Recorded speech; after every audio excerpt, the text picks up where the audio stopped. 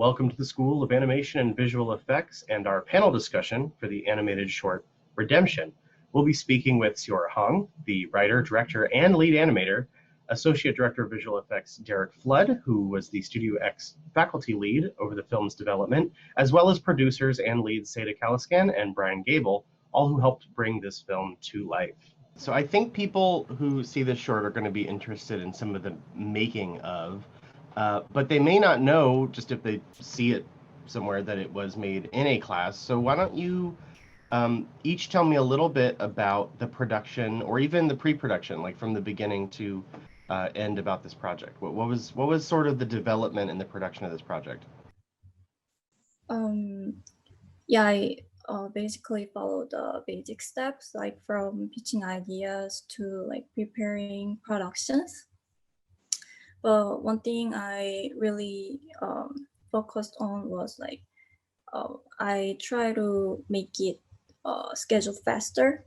So I started layout when I was taking pre-production, so I have more time to animate later. Yeah, so I could focus on more animating, and then luckily Derek had watched my film and then he really liked this, so so he was leading the texture and lighting department, and I think it worked out really well. The thing that we normally do in a class, or often do, is that we will identify a student who has like a really great looking film, and then we'll bring that into Studio X to have a lot of students working together on the film, like you do in any film production, that you need like an army to make a film.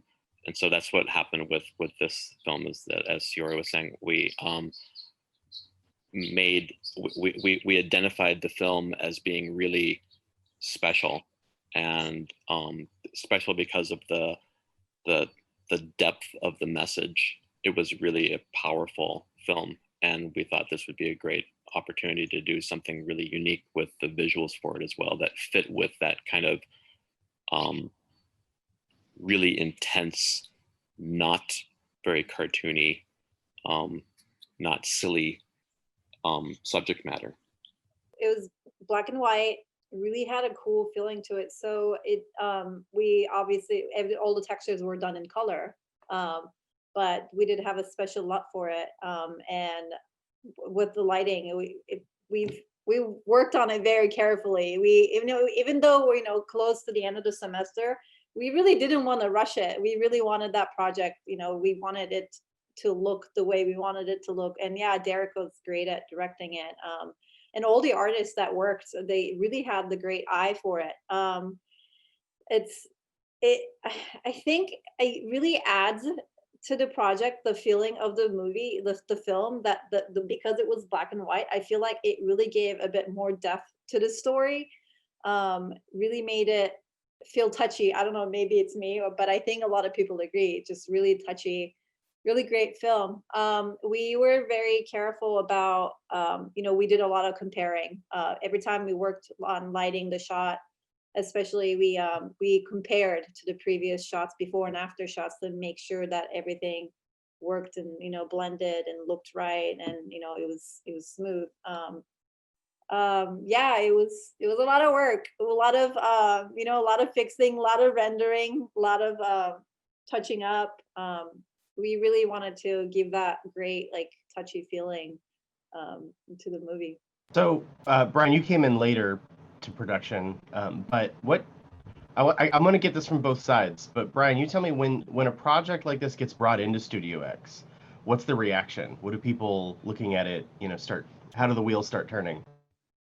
It depends on the group of people. From the little small team, the tiny little herd of producers we have, the wheels start turning almost immediately, and it's usually Sasha Carellis or Catherine Tate getting involved, basically giving us the direction on where those gears should turn, how they should turn, and why they should turn, and who's it turning for.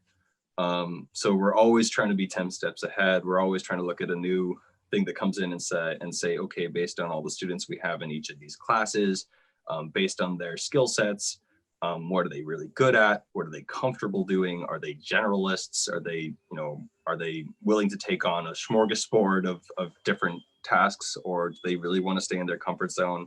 And if so, how do we make that happen so that we can get the best out of them and they can get the best out of us?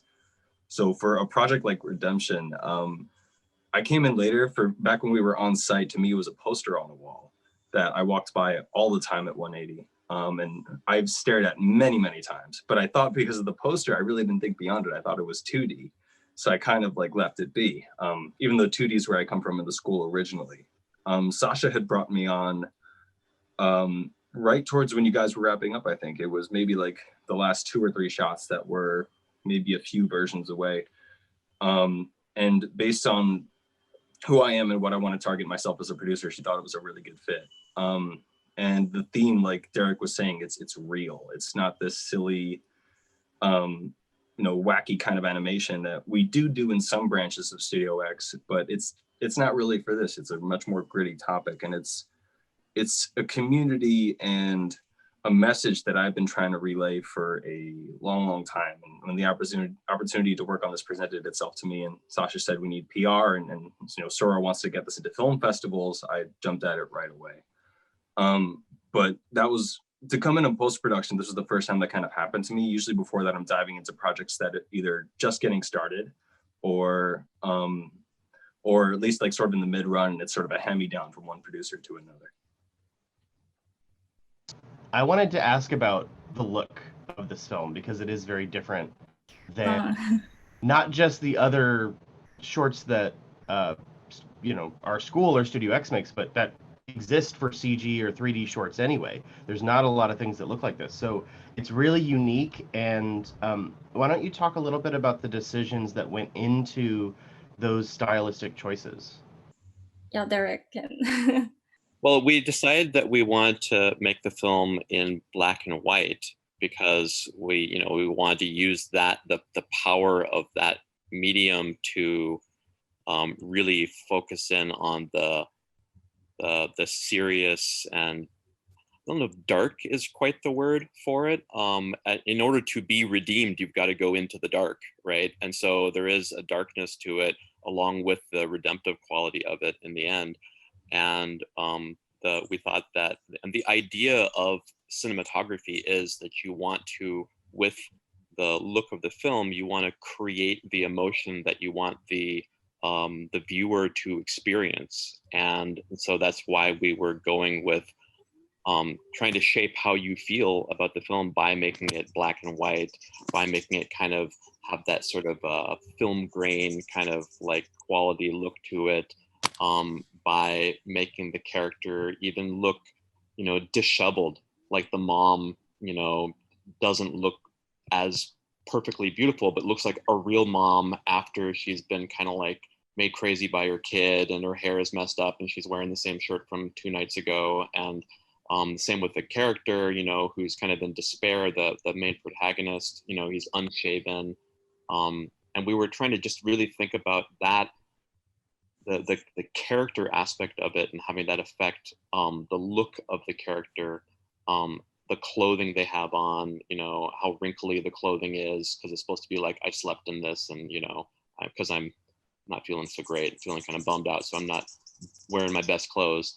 And then finally we took kind of a cue from a lot of other films. Schindler's List, for example, has this really powerful scene. The whole thing's in black and white and has this powerful scene of this little girl in red, and so we kind of wanted to do something like that too, which we did with the our way into that was using the lights of the ambulance in the end to get the red into there, and in a way show that there'd been a transition at that point, that help had come, hope had come, by having the color come into it at that point. So not really like a Wizard of Oz black and white color kind of thing, like fantasy versus non-fantasy, but more like just sort of a change in mood and meaning with the colors. What were some of the difficulties or I guess really how do you create lighting that is mostly black and white, but then you have flashes of light sources that are color? Like, how does that actually work? That part was easy. The flashes of color, you basically just have, in CG, you can have the lights all separate. And so we just had a separate light and we colored it red. So that's not hard to do. What was a challenge, we always want to try to find challenges in the films and try to have the students grow with those challenges that come up. And so we're kind of looking for what's our opportunity to innovate on this film. You know, not so much like, you know, that there's necessarily a problem, but it's more like an opportunity to like develop something that we haven't done before. And honestly, with this film, it helps any artist to do things in black and white, whether that's like a pencil drawing or whatever, because it forces you to focus on the tonal values of something as opposed to the colors. And actually, it's a good exercise when you have a color drawing or painting to shift it into black and white temporarily and look what your tonal values are. And you can sometimes find that like your really saturated colors are kind of the wrong tonal values and it just doesn't look right. And so it was actually a really good kind of like a exercise where you tie one hand behind your back to see if you can still do it. It really helped the artist to hone that particular part of their artistic eye to be forced to do everything in black and white. And by the way, what we're doing is just like in film, we actually did it in color and then switched to black and white. So we're putting colors in, not black and whites in, just like you would in a black and white film. You don't make everybody wear black and white and make them wear black and white face paint or whatever, you know, everything, the real world's in color. And so we did it that way. And then kind of went from that to get like a film noir look with, you know, color grading and stuff like that. The real thing I think that makes it so compelling is the performances of these characters. That, you know, you see the dad, you know, his lip quivering, you know, you see these like little kind of just his eyes move just a little bit, like there's just all these little things with the cute baby, everything. So tell me let's talk about the animation. I want to know a little bit about what decisions go into animating a serious dramatic work as opposed to like a fun or goofy kind of thing. Yeah, basically I was thinking the style can be more like stylized Pixar animated movies. Yeah, it's more subtle and then more like thought process on the characters. So I try to find some really good references because the most important thing is understanding character and then delivering the emotion and like thought to the audience. So I was searching a lot of references and then getting a lot of feedback from my instructors, and not just instructor, also like from other department people, so they can see like different views on it. Yeah, so my roommate, like I was showing a lot of times to my roommate. She was a feature development student, but like because she has different view. So when I was animating, like I asked a lot, and she actually helped me a lot to make to decide the acting choices. Like sometimes I just lost it, but if I getting feedback from other people, they makes me more like directing, like guiding me.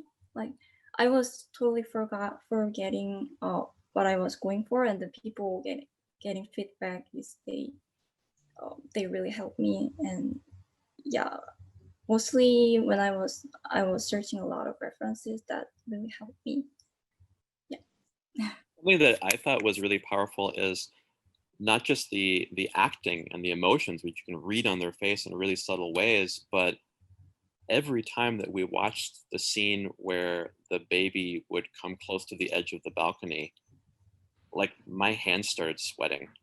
You know, I started getting like this vertigo thing. Maybe it's because I'm a dad, but I was like, I couldn't just watch it. I was trying to watch it technically, you know, like what do we need to do here with the lighting on this shot and how is the cut looking and everything. But it just would pull me in every time because it's really, it's not just the performances, but it's also how things are cut together, how they're presented, it really pulls up the drama and pulls at the heartstrings of empathy. You know, when you see that baby and you're like, and you're thinking too, like, you know, that's the thing that's really kind of powerful about cartoons is it almost like you have your guard down, and because it's a cartoon, and then when something starts to happen, like you're like, wait a minute, are you going to kill this baby? You know, is this baby going to die? You know, you're like, whoa. You know, it's really can like get it, like just goes straight to the heart. No, I just saw a movie like that last night, where the sad things happened in the movie, but it was an anime, and I was like, you can't have bad things happen to people in a cartoon. What? You just want to keep questioning. You're like, can they do that? Can they do that? Do that?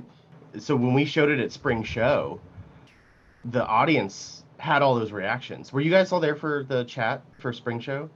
What were your reactions to seeing people take in this movie and react in real time emotionally to your art? So amazing. Oh my gosh, people were, I remember, I was like, oh my God, I really felt really, really, really proud. You know, Seora definitely came up with this great idea, and everybody that worked hard on that project, all the textures, it was so beautiful. I wish people actually got to see some of the colored texture. They looked amazing. It looked so, I mean, honestly, this didn't feel like a student project. This felt like a very professional, I'm just gonna say it. It's like Pixar level work right there. It was really, really great. I'm seeing people's reactions. Everybody was amazed. We got really great feedback.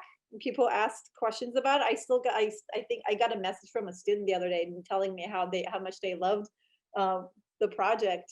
And it was really great seeing all the awesome reaction coming from people. I did get a little teary eye when I watched it. I cried. I mean, I cried mostly because of the film, but I also cried because of that and seeing it in Spring Show. Yeah. It was really surreal by that point. Like Sora and Seda and Derek and I had done so much work on it. Even me just chiming in, we gotten a lot done. So even to see like coming in at post-production was a privilege, because you saw the hard work that everyone did that reminds you that you're just helping out. Kind of, at least that's how I think of it sometimes. I'm just really helping out something that's phenomenally done by a team of other people. So I came in with the blessing of seeing it near complete and seeing how happy everyone who had worked on it had talked about. And a lot of these guys I was working with in Studio X currently, or talking to Sora. Seda, I had worked with in Studio X for a few years and we'd become friends. So she had been raving about Redemption since I met her. And then finally getting to jump on and work with her, I was like, oh, I see what you're talking about now with all of this. This is incredible. I felt really amazing for Sora, and I felt really amazing for Derek, and I felt really amazing for the team at that moment, because I was just like, wow, they worked really, really hard on this, and they must be crying even harder than I am, if not feeling really, really good about this. That's what I remember feeling, at least. Yeah, it was really special because it was our first screening. Yeah, and then like seeing people's reaction, like, yeah, I also cried. Yeah, and yeah, I got really moved, like, because I was a little bit worried if we deliver like correct message, and then if they felt really empathy on the film. But like after watching like people's reaction, yeah, I was really moved.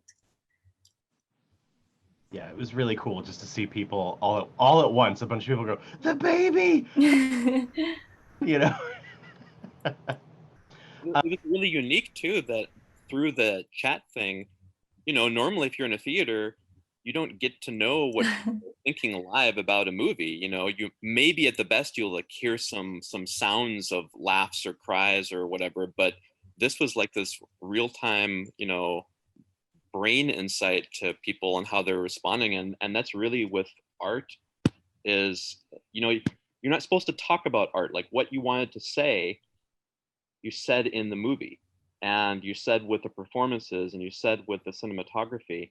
And so then you just have to leave it to, and does that communicate to the audience? Are they feeling what I want them to feel? Are they going on the story, or are they kind of like not really following and being like, what's going on here? And so it's just, it works or it doesn't. and it's kind of like you have no power over it at that point. You just have to trust the movie as it is. And so it was really great to see that it was having the intended effect on people. Do you have a favorite? This is for everybody. Do you have a favorite shot?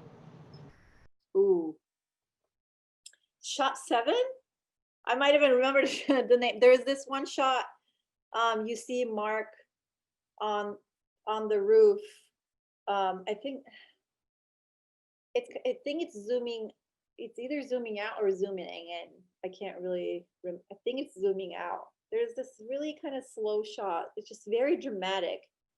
It really gives you that feeling, oh my gosh, this person, what is going on with you? You're not feeling good, right? It touches you right away. I think it's shot 7. He's on top of the roof. You see the sky. It's all kind of like, dark. I think that's one of my favorite shots. Mine's definitely when we see the baby for the first time.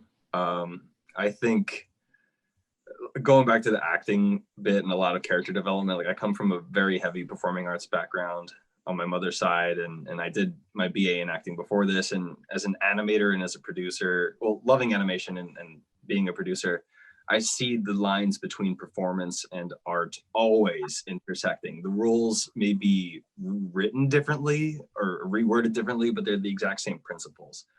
And whether you're in front of a live audience or you're animating or any kind of performance, or you're behind a mic of any kind of performance quality, if you do one little thing that's inauthentic, the audience is super smart, and so are their brains, and they're going to be like, oh, I don't believe that performance.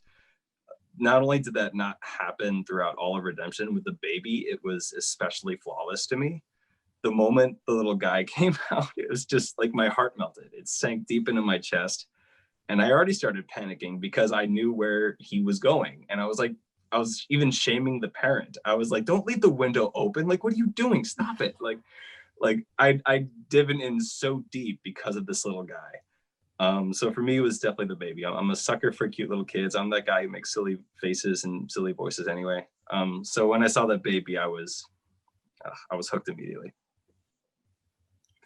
For me, I really like, my favorite shot is the last shot, because it's the moment he like decided to live different life, and like through the shot he has a lot of thought process and the emotion change between, and it's really subtle, but we can say he is gonna live different life. We can say, even though it's really subtle, and with the simple animation. So I really it's my favorite shot. Yeah, I think I'd agree with that. It also was a shot that, as far as the visuals for it, we did literally last. We came to the look of it at the very, very end, and how we're going to put it all together with the defocused bouquet in the background, and the red lighting that we had talked about before. So it was kind of like a discovery that we, not by planning, but just by fate, that it turned out that was like the last shot that we figured out what it's supposed to look like. As a director, were you worried, or as the creator and director, are you worried at any point in the making of it that would be that there was some parts of that subject matter that people weren't going to get, or that would be too difficult to handle? Yeah, actually I was worried about it, because mostly like animated shorts are very like pleasant to watch it, and they're very fun shots and fun mood. So because the overall atmosphere is kind of like dark at the beginning, I was worried like if people, like the ending is kind of warm hurting, but I was worried if I misleading, or if I misdeliver. Yeah, I was worried about it.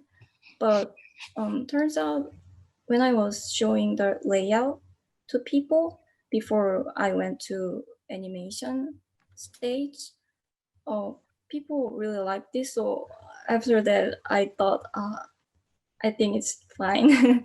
Yeah. So a lot of it comes down in pre-production in the beginning. Yeah.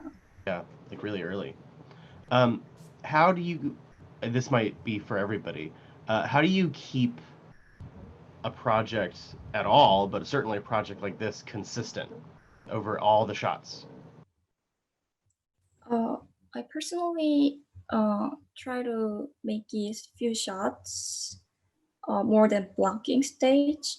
So later I can, when I'm working on like other shots, I can refer to the few shot that I already did. So so I worked on few shots more than blocking and most like IP stage, and then I was keep tracking if I'm making good progress and comparing each shot. So and later I recruited more animators, so they had more different idea and different acting choices, and I think that makes the film more richer and then more consistent. Yeah.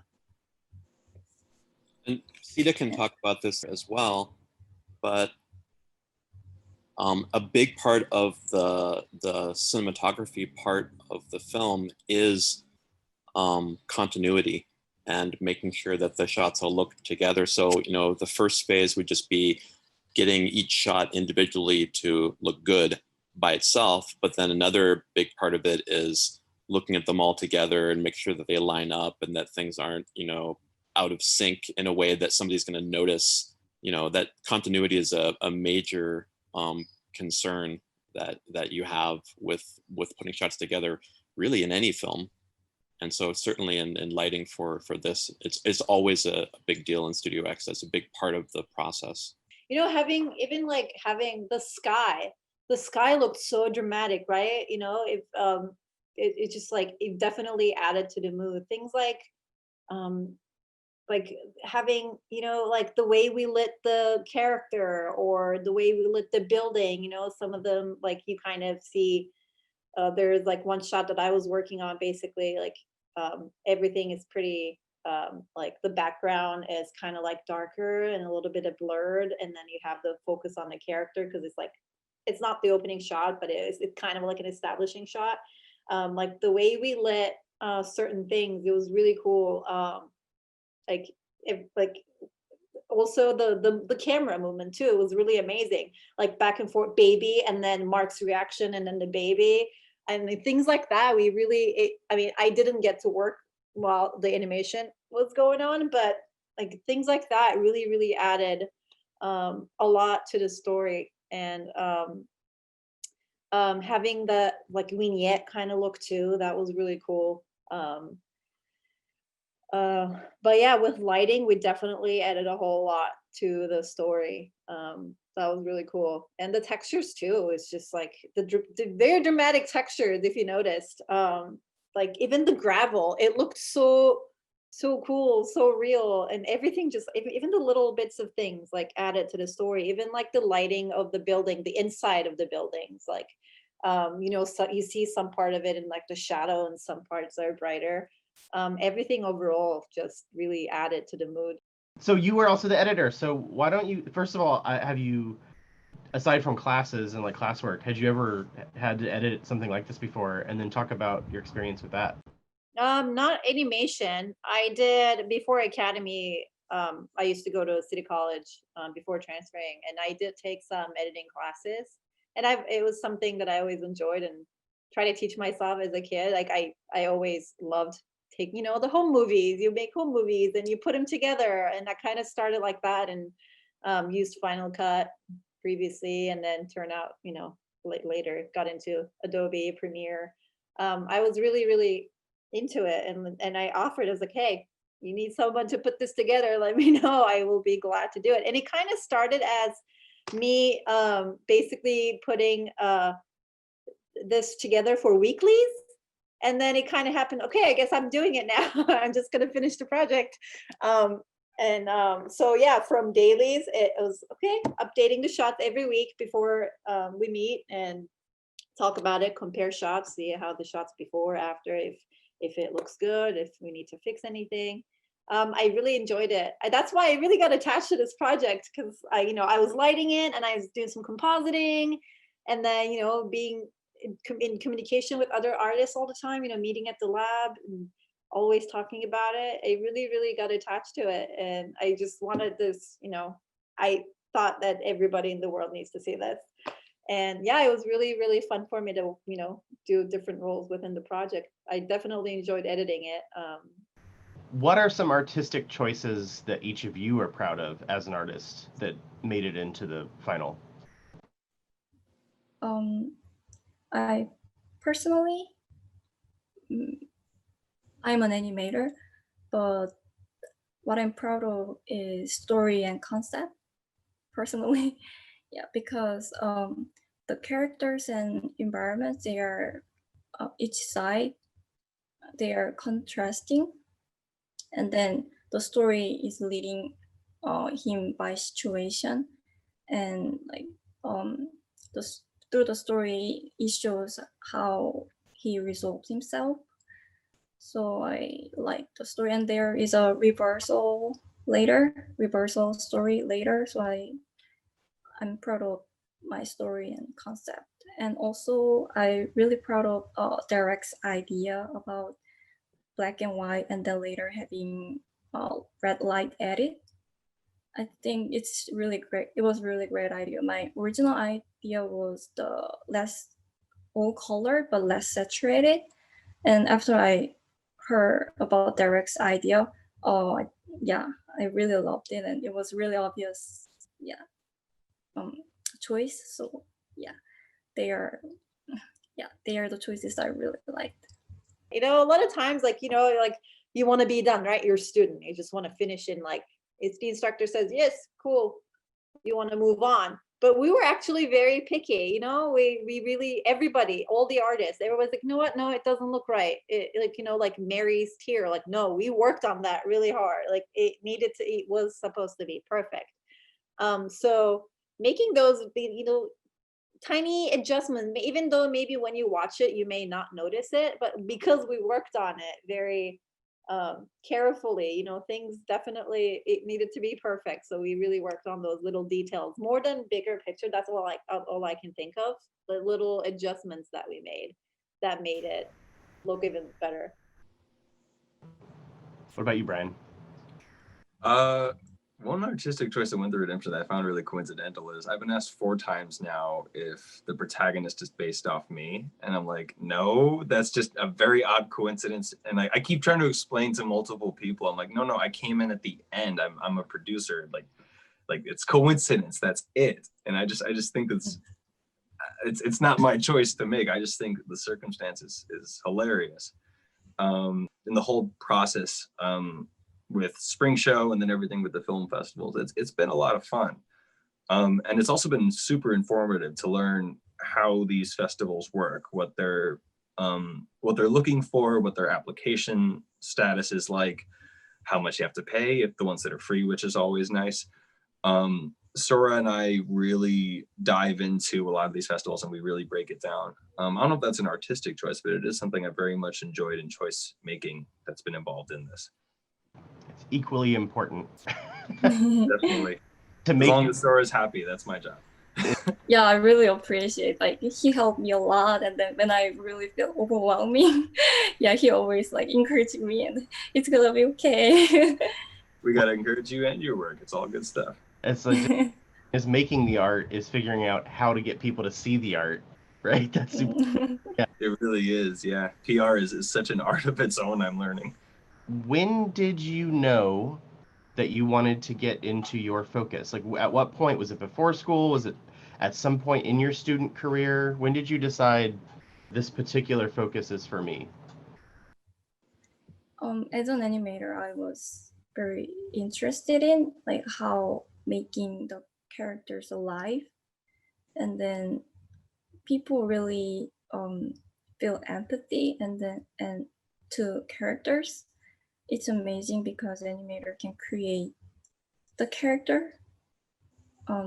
Yeah, so that's what I was very fascinated about it. Yeah, before I came to AAU, I already like decided to be an animator. Previously, I was also working on like studying animation when I was in South Korea. At the time, I was learning 2D animation, but at the time, I was not learning really like specialized skills. So I was more curious about it, and then I really want to learn how to make characters really alive and feel feel feel alive. So yeah, that's the point. I wanted to be an animator. Yeah, and I think it was very naturally, yeah, naturally thought like, oh, I'm gonna be an animator. So yeah. I took Derek's class for the first time. He's really he's interesting. He's very, you know, very smart, very thoughtful with his students. Definitely there when you want to ask help. If you ask help, if you ask for help, he's there. I was one of those students I was not afraid of asking questions. Trying, you know, some people can't shy away. You know, like I don't want to look stupid. I don't want to ask. Like, I always ask questions, and I bothered him a lot. If I didn't understand something, I definitely went to him right away. When I took his class I thought I was actually going to go into compositing. That's what I thought I would enjoy the most, giving like my little bit of editing background. I thought that that's what I would do. But then after taking my first texturing class, I was like, ooh, this is really fun. You know, you can you can make this gray model turn into something really cool, either make it look cartoon or realistic. I really enjoyed it. And honestly, I'm not the best. I will, you know, I will definitely say there's so many great texture lighters out there and within the school. I like to think that I was okay, but I really enjoyed it. But yeah, after taking Derek's first class, I was like, you know what? I think I enjoy this more than compositing. And then, you know, I just took more, like I took the fundamentals, then I took the advanced, and I did the 3D texture painting, and I really enjoyed it. But I think after the first semester of taking Derek's class, I realized that texturing and lighting was more interesting to me. So I hail from a performing arts family on my mother's side. So originally acting was the direction for me. And that's what I got my my BA in from Buffalo, New York, where it's so cold, you're over snow for the rest of your life. I hail from New York originally. I came from a suburb right outside New York City. So going to Broadway shows with a Broadway family was just the weekend thing. And acting became the direction I wanted for a really long time. And it's something I still do in Studio X, but voice acting, preferably animation, wound up being my comfort zone. There's more of a freedom behind the mic. So there's a few Studio X productions and student thesis productions and random other things that I can't remember at the moment that I provided a voice to, or a few, or another Coyote's Place. I'm doing a smattering of VO. So I've always found ways to compromise and add everything that I've wanted to do into one package, which led me to producing. Really, I came to AAU for 2D animation. I wanted to be a 2D character animator because drawing was what I did first, and it was, I called the original void filler, because I had suffered loss at a very young age, and the moment I picked up a pen, the rest was history. I was just like, a lot of what Seora was saying, I had this theme of bringing life to the lifeless, that drawing started for me, and then animation really kicked into high gear with everything from Looney Tunes to 90s kids television. 2D animation and 3D has always sort of been those topics that if you ask me about, that's like my go-to, and the things I don't know anything about. So I came to school AAU for 2D animation, and it was not the kind of drawing I really wanted to do. I'm a doodler. I like conveying ideas in very crummy concept art to pass on to someone to do it better. And I was, you know, I wasn't pacing myself well. I had to wear a hand brace for 2 weeks and draw with my left hand, and it was not fun for me. And I realized if I'm not enjoying this and I'm not getting the usual feedback that I get, like maybe I shouldn't be. And Sasha Corellis came to me with producing, and she said, we don't really have 2D, but we have 3D and VFX and CG, and the pipelines are universal for any production you're working on, from animation to film to television. They all are the same route. So if you want to learn one, learn them all. And it took me a while to really make that decision, but I came over to 3D production. Oh God, I think it's been 2 years now, a little over 2 years. Dove into Studio X right away. Producing for me, I always wanted to wind up being a producer anyway. I'd always admired Seth MacFarlane, Matt Stone, and Trey Parker, J.G. Quintel, Mike Judge, a lot of the guys who really put their own creative aspects together and were able to assemble a team effectively to convey an idea of enjoyment in some degree. That's what I really wanted. But I was going too much through I was referencing too much of what they went through to get to where they were. And I really didn't think about forging what I wanted to do, or letting circumstance take the wheel. And Studio X and Sasha and Redemption, in a lot of ways, has been able to do that for me. So as a producer, I'm able to satisfy my constant hunger for teamwork that I got from 90s Kids television and everyone working together to save the day, so to speak. And I also get to see, as an actor, you meet so many vain performers and people with egos and divas, and it's exhausting. And in VO, it's really not like that, because one, we're silly and we're walking, talking cartoon characters in real life. And the other is that you realize they don't need you in an animation at all. You realize where the real talent is, and it's the animators, it's the texture and lighting artists, it's the compositors, it's the riggers, it's everyone that as a producer you get to see and really be humbled by, that they're all amazing and you're helping them be amazing together. I like being that glue. I like watching people succeed. I like helping them succeed. I remind everyone in Studio X at the beginning of every semester, this is for you. I'm happy just to be here, but we need to make sure you guys get good stuff on your demos, that you're happy with it, and that you can get out of here with some success. And you can just write me an email one day saying, like, doing well, that's it. That's really all I want.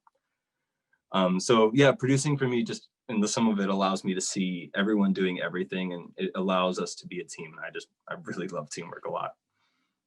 Seora, this actually brings me back to my question for you, which is, it's fine if you can't remember like the exact moment you wanted to be a director, but you became a director for this short. Mm-hmm. So how's it different? I mean, obviously it's very different, but he was just saying, you get to kind of see a little bit of what everybody does in the pipeline. Like, talk a little bit about being a director, and that's new. So tell me more about like your perceptions of now you've made a film. Oh, okay.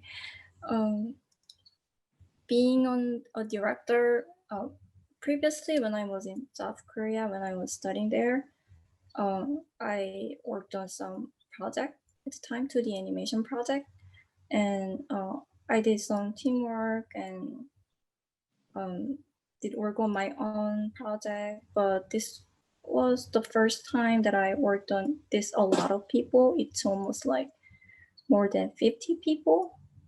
So yeah, it was a lot different than previous experiences, and it was kind of overwhelming, but the result is really like great, and the people help a lot, and then and what people help is really like reflecting to the work, and it makes it really richer. And like when and when credit like rolls up, I feel really appreciate like how much they like put an effort, and how they really love the project. So yeah, that's the really good part of the being director, and seeing how people really put an effort and how people really love the project. Yeah. Last question. If you could give advice to someone in well, let's say where you were a few years ago as a student, what would that advice be? I think I think because after we graduated, we need demo reel and portfolio. So the only thing students can get from it is from classes. So I hope the students can like plan in ahead what they want to achieve from the classes. So I hope they can learn, and also they can get their shots or their work from the classes, both of them. So I hope people plan earlier before they take classes. And also what I want to say is keep being inspired from other work, because as an artist, when people feel really exhausted and overwhelming, if see other people's work and if get inspired a lot from it, it can really help to keep passionate. So yeah. I'd say take more Studio X classes. That's definitely something. In my case, I was working full time, going to school full time. I didn't really have a ton of time to work on personal projects. It's something that I'm really sad about. When I had the sources, because right now I don't have all the software we used at school. I don't have Nuke. I don't have anything. I can't really add on much to my portfolio currently. But I say, immediately get into Studio X. That definitely helped after taking your fundamentals. That's going to give you a lot of time and a lot of stuff to add on to your portfolio. And you're going to get really familiar with, working in the studio and get a lot of experience in your belt. And, having to work with like Catherine and Sasha and Derek, it's just, they've really, they've been, whoops, going down a little there. They're ready to help you. I went to them with questions all the time, and they are definitely there to help you. You want more shots, they'll give you more shots. You want more projects, they'll give you more projects. And that's something I would definitely want to get. I wish I got into it a little bit before, but having not a lot of time while I was going to school, that's something I really wish I did. And, I wish I had more time and more Studio X experience. Just something like I was also very much of, I had a lot of friends at school who are very shy. I'd say like, don't be shy. Don't be afraid of asking questions. Don't be afraid of looking silly and stupid. We're getting educated. Basically, this is where you ask all those dumb questions, or like, just don't be afraid. Don't be shy. Go meet people. Go, make friends from other focuses, and work on projects together. And towards the end, we were all trying to get together and come up with different ideas and work on projects, and definitely make all those connections, because you never know what's going to happen in the future. Those might be the people who will help you to get a job in the future. So definitely Studio X.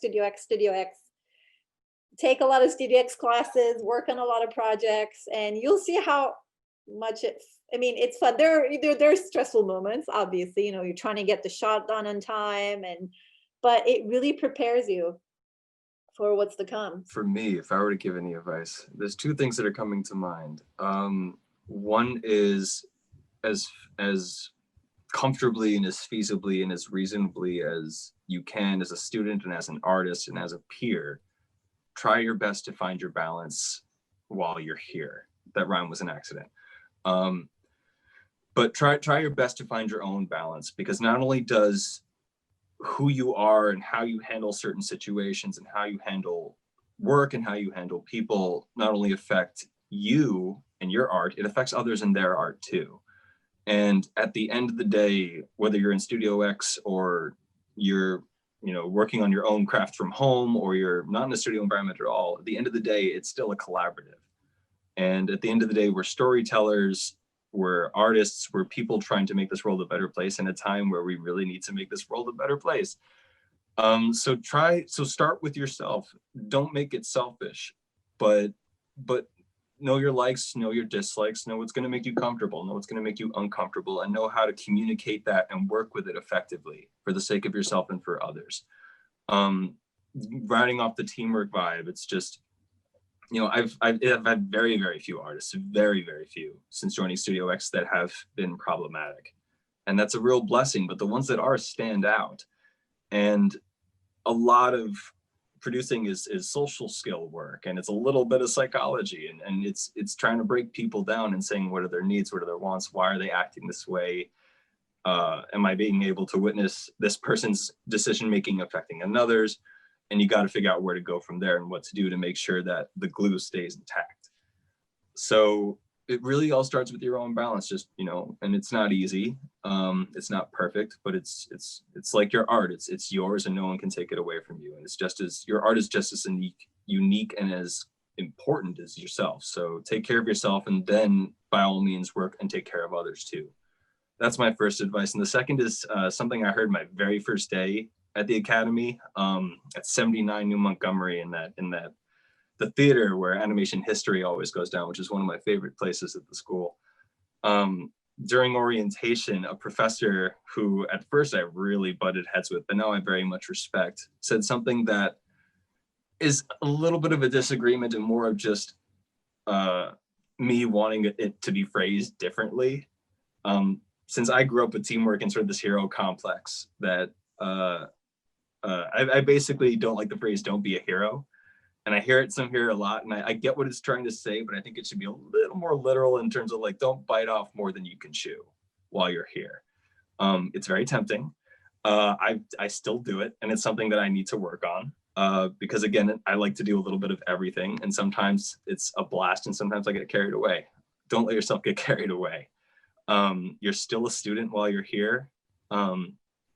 There's still things you can do, there's still things you can't do, and there's still things you're allowed to and not allowed to do and all that stuff. But like, you know, don't bite off more than you can chew. By all means, get your demo work and your stuff done, but we don't want to stress you out. We don't want you to go crazy. That's for the real world. So not while you're here. We're going to make it comfortable while you're here. So don't overwork yourself and don't bite off more than you can chew, but be a hero. If someone needs your help, know in your heart and your gut that you should step in to help that person. Redemption is certainly about that. Now that I'm saying that out loud, it wasn't about this man's sadness or his 10 plus years with this woman, or the baby they had, the life they had. In that moment, he was able to blink and know what really matters, and he was able to act on that. So you got to do the same. You got to take that moment to breathe and know the difference between biting off more than you can chew and stepping in to help someone else. I don't want people to hear "don't be a hero" and fight the temptation to help someone, because right now in Studio X, in AAU, and in the world, we need to be helping people big time. Yeah, I mean, self-care, as you said, is super important, but in the movie, they're the same thing, right? Like, he's not in a good place, but his selfless act, by the end of the movie, we can see on his face, it's like the thing he needed to get him through that emotional block that Exactly. would have destroyed him. So and for all you know, anyone who's going to be watching this, it could be yours too. yeah, I mean, you never know who a film like this is going to actually really help in a moment that they need it, right? Absolutely. Things are depressing right now. Suicide is a super real topic. It's something I have faced and that I had to deal through, and it's something some friends of mine and family have, and we talk about it. And it's not easy, but there are people who want to help. There is now more than ever a budding artistic and creative environment for mental illness and mental health and awareness. And Seora, I seriously can't thank you enough constantly for bringing me on board, because this is something I've been wanting to fight for a long, long time. And this is the perfect product and show and story and director to do it with and on. This is stuff we need to be talking about now more than ever. And I think Redemption is a very, very beautiful way to get that done. It's really short amount of time because it's short animated film. It's just like 4 minutes. But I hope like after they watch it, I just hope people feel really warm. I think that's it.